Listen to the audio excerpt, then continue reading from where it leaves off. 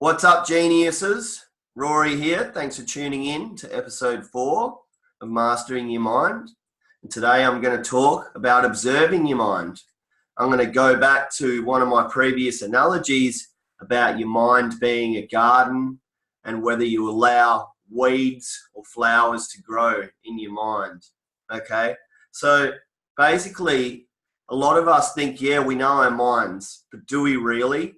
How often do you actually take time out in the day to meditate, go for a run or a walk, or just take some time to sit down and listen to your thoughts? I bet that there's a lot of people who just don't find time for that. And so this is a really good exercise that you can do on a daily basis, because just like your garden, if you're not walking around in it and looking at it and observing it, spending time in it, how are you going to know what's happening to your garden? How are you going to care for that garden? And it's the same with your mind.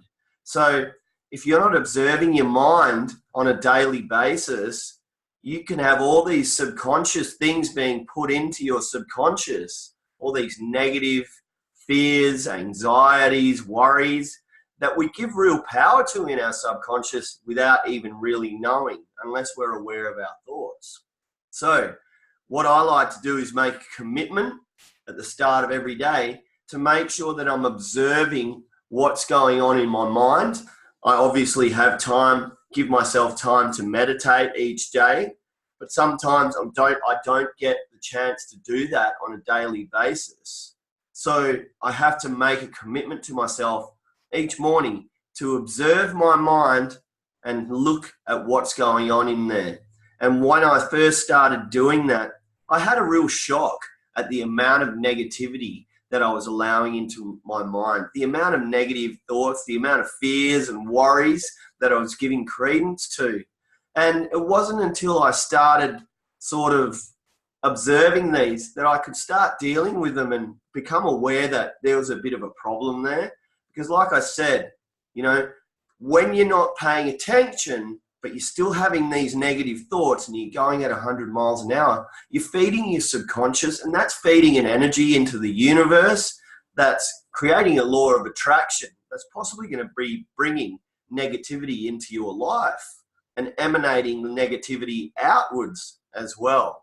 So just a little trick that I do that I learned from my Sifu Dan Lok is when I'm observing my mind and I find a fear thought or a worry thought or an angry thought, I give it a little bit of time to understand what it is, and then I just give myself a good smack like that.